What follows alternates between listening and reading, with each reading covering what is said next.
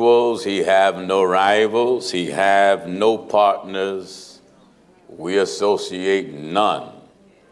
He's God alone, he's perfect in everything. He have no flaws, he have no errors, and God don't make any mistakes. All mistakes, all failures is in us, never in him.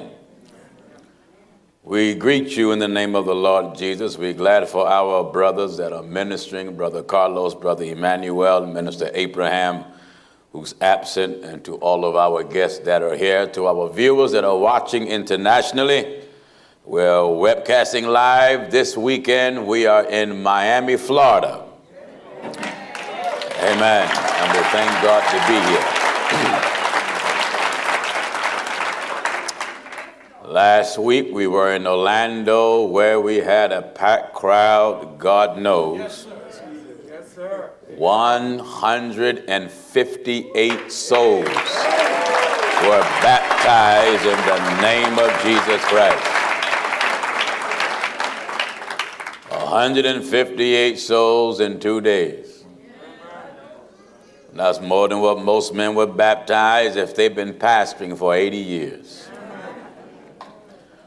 We owe God everything.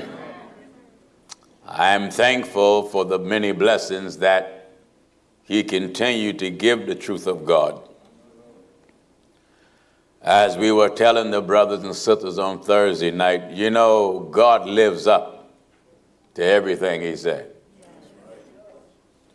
He just keep adding daily to the truth of the gospel, such as should be saved. We just want to update the brothers and sisters of what God is doing. We had 2 churches that were given to the truth of God, which is a blessing. Church that was given to us in Conway, South Carolina, and another church was given to us in Edgefield, South Carolina. I went to Conway, I went to Myrtle Beach some years ago and baptized quite a bit of people in both areas and desired a church there, and had no idea that the Lord planned on giving us one. Talked to the bishop, elderly gentleman, and he began to tell me how he said, I wish I'd known you years ago. He's going on 80 years old. He said, I never saw no one that God used in this manner, where every place you go, hundreds are just going down in the water in the name of Jesus Christ and receiving the baptism of the Holy Ghost. He said, Pastor Jennings, I concluded God didn't call me. I said, why? Why you say that, Bishop? He said, well, I've been doing this for over 50-something years and just couldn't hardly get no people.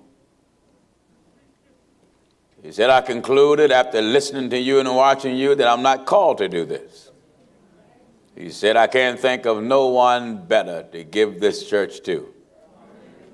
He said, I want you to have it. And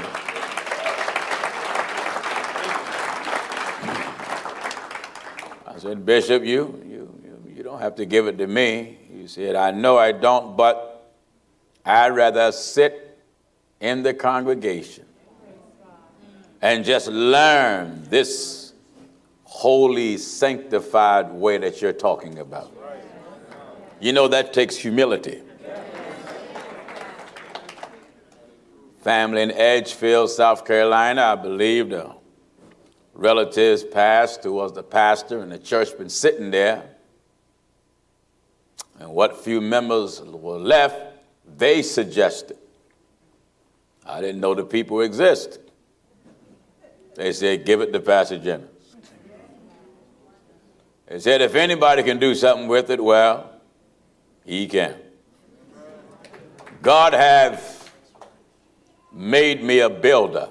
That's right. And God told his apostles that ye shall catch men.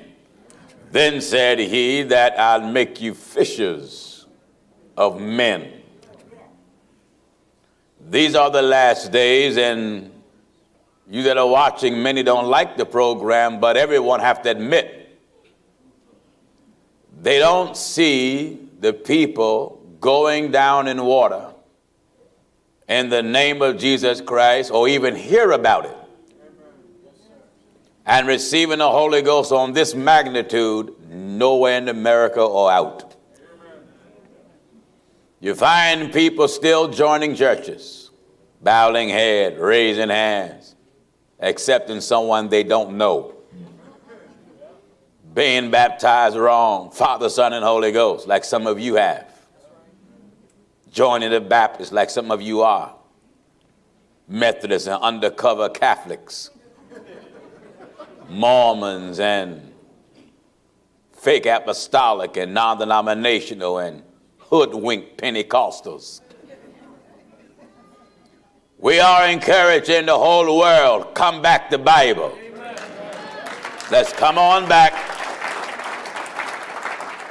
Come on back to the thing that God ordained. That's right, the whole world, come back. Somebody got me playing live and they playing me back. I had to witness to myself over there.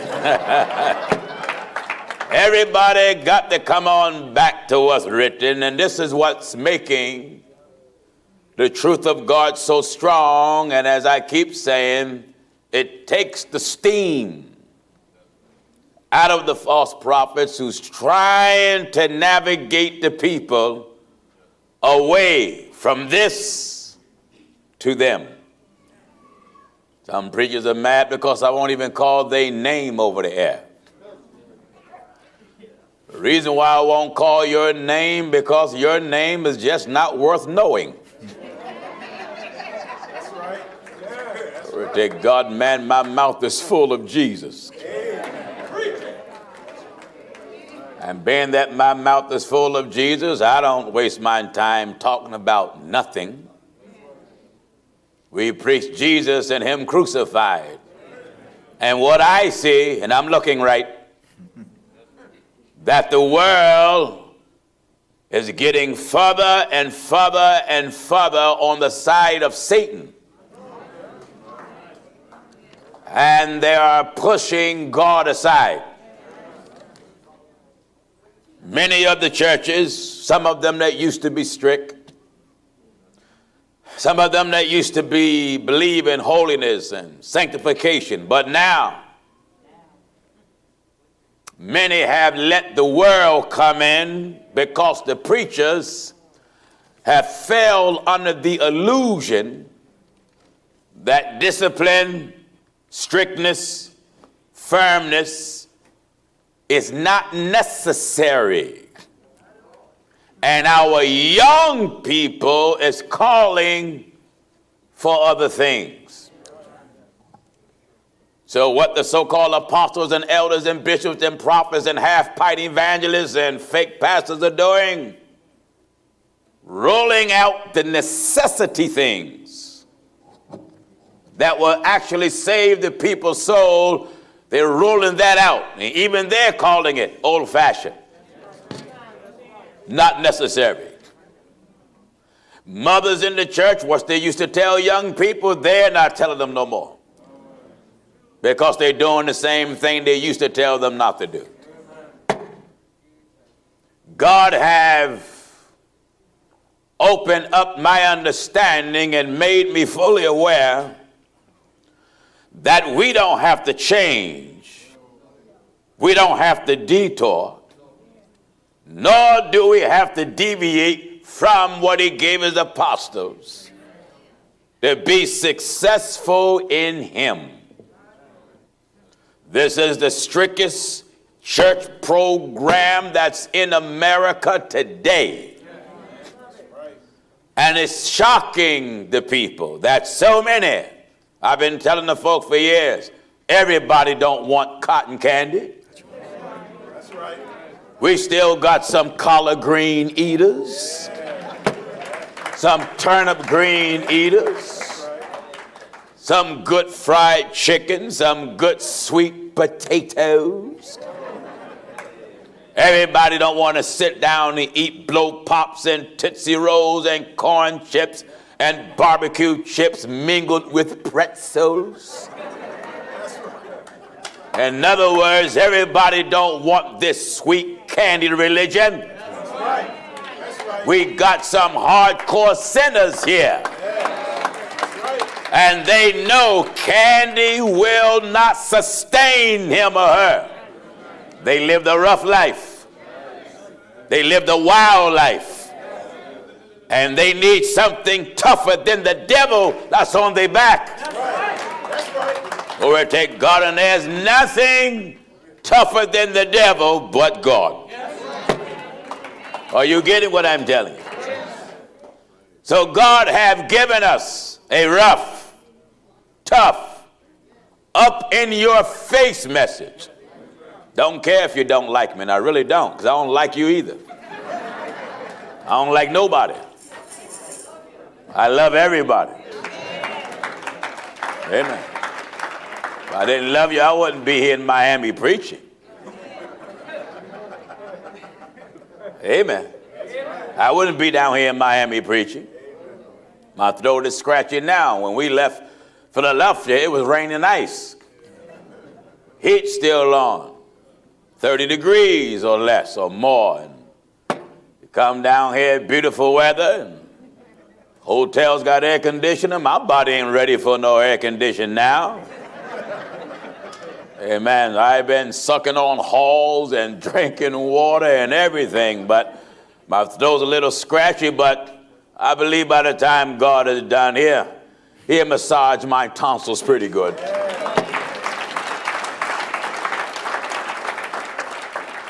So I want to remind all of my brothers and sisters that are watching internationally of our International Youth Convention that'll be held in Greensboro, North Carolina this year in the month of April. And we're looking for everybody, all of the Truth of God viewers around the world. Make it your way to Greensboro, North Carolina. Many are writing now, want to know where will the international convocation take place in July. Well, our main auditorium is not done yet.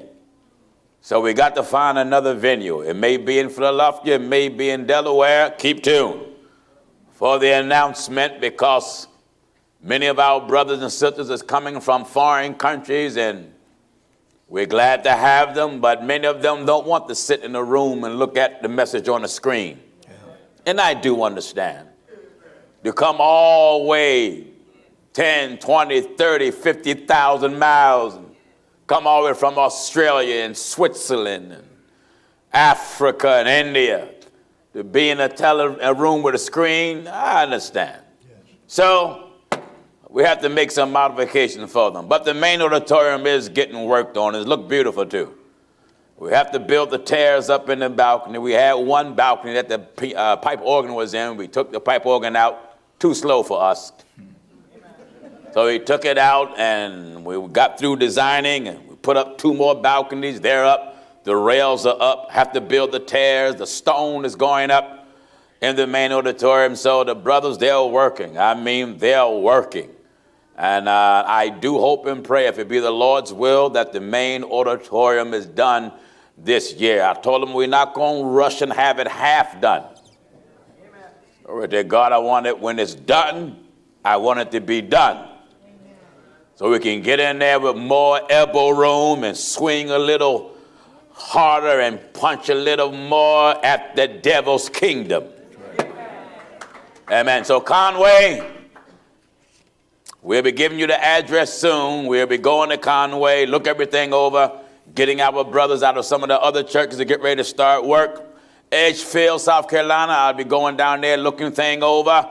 Also, the Lord has blessed us with another temple in Portsmouth, Virginia. We had one temple there. Jehovah's Witnesses owned it. We bought it. And the city heard that Pastor Jennings bought a church in Portsmouth, Virginia. Now, they didn't have no problems when the Jehovah's Witnesses had it. They was in there lying. The city didn't worry. They was in there with 2 guards and telling folk there is no hell and all that stuff. Made the city happy. Amen. Truth of God came in there, bought the place. We was blessed to buy it cash, and went in there, started working, and it was just on street parking. I mean, sometimes we can't find a place with a parking lot, and I don't look to have everything convenient. I just want to get the gospel to you. I don't look to go for suburbs. I want to I go in the deep jungle and set up a church, because that's where it's needed. Right where the drug addicts and the crackheads just laying on the steps of the church. Amen. We'll set a church right there and then grab you from the steps and take you down in water. Amen. So when the Truth of God bought the building and we started work, then they stopped us. And kept going back and forth to the city, back and forth to the city. And I said, what do you mean that we can't have a church here? It was a church here before we bought it. They said, well, we don't have it on record that it was a church here. How can you not have on record that a false church been in there for over 30 years? But it was because of the truth of God and the reputation of it. So they stopped us, as they thought. So I went to my boss, my employer. You all know him. Jesus Christ is he. Yeah. Amen. I went to him and I filed my complaint to him, and I told him, look now, you sent me out here, and I'm pretty sure that if you don't deliver me, you're going to give the devil something to rejoice about. And I said, remember what Moses said, that if you don't deliver the people, the Egyptians will rejoice. And I told him, I don't want you to do anything to make the devil happy. So I need deliverance. I need another building. I need a church with a parking lot. And I waited. And I waited. And I waited. Until an investor called. He bought the building and back of the church that we had, and he contacted me and said, I'm interested in buying your church. I said, what you want to buy it for? He said, such and such a price. I said, nope, can't help you. I said, come back again. He said, you want to get rid of it, don't you? I said, yes, but I'm not giving it away. He said, what you paid for it? I said, don't you worry about that. You just buy it. He came back again. I said, nope. Come back again. He came back again. I said, nope, keep traveling. Put your traveling shoes on. You're cold. He come back again. I said, you're getting warm. Then he came at a final offer, $175,000. I said, no, come back again. He said, what? I said, you got the money. He said, how you know? I said, because if you didn't, you wouldn't want this place so bad. He came back again, $185,000. I said, now you're talking. Let's do some paperwork here. So he bought it for $100,000 originally, sold it for $185,000, took that money and add some few more thousand to it, and bought the new church cash. We don't have a mortgage.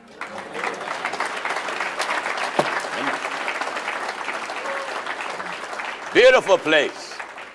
Beautiful parking lot. Plenty of room. Now, I want to say to all my brothers and sisters in the Portsmouth area, meet me at 600 King Street in Portsmouth, Virginia, this Saturday coming at 10 o'clock, so I can take you and walk you through the new Portsmouth Truth of God Temple. Amen. You meet me this Saturday now at 10 o'clock. 10 o'clock, we start work. We bought it, and we started work Saturday morning. I be there all day Saturday working, getting on a plane Sunday morning, flying straight to Philadelphia, going straight to the pulpit so I can start preaching. Amen. Yes, we work everywhere. Amen. So we are grateful what God is doing for the Truth of God family. It gives us much joy. Amen. Much joy. When I look at all them souls last week in Orlando, 158 souls. 158 souls in 2 days. Brother and sisters, these are truly the last days. Oh, yes. And God Almighty is good to us. Oh, yes. I want to thank all the false prophets that's hollering about us. I want to thank you kindly from the depths of my holy sanctified soul. And you may not wonder why I'm thankful. There are some people who never heard of us. They heard of us as a result of you hollering. Let me give you my testimony. There was a fella in Atlanta, Georgia, Tony Smith. I never met him. He was hollering about me for years. Never met him to this day. If I saw him, I probably wouldn't know what he looked like. He was hollering about Pastor Jennings year in, year out, year in and year out. So one day I called his bluff. Told him to meet me in Rocky Mount. We had a meeting down there at the school. The school was packed. I told him, come on down and stand behind what you said. And he did what I knew he was going to do, not come. And I told him, well, if you don't come, I won't waste my time and talk about you again. But he was talking about me so much. There were some people in Germany that heard about me from him. And he talked about me so long that people wanted to know, well, who in the world is this Pastor Jennings? So they turned the truth of God on, flew from Germany to America, and went down in water in the name of Jesus Christ. Let me show you how God works. As a result of a false prophet criticizing us, calling me everything but a child of God, now we got a church in Germany. Because the devil used someone by God's permission. It was by God's permission. You see, what the devil meant for evil, God made it good. So this is why I tell the false prophets, I'm so thankful that you holler about this. You know what they do when they get a Grammy? I'm so happy. You touch my heart when you get over the air and use up your airtime for us. That's right. Let us give them wicked fellas a hand, folks. Glory to God. Now, I want you to be obedient. You keep doing this now. That's right. You keep it up. Keep directing the people to the truth of God. That's right. Make them curious. Who is this that got this fella yelling all day, all night, can't sleep, can't eat? Who is it? Who is it? Lead them right to this message. That's right. Oh, man, I tell you, you'd be surprised how God maneuver to bring people to him.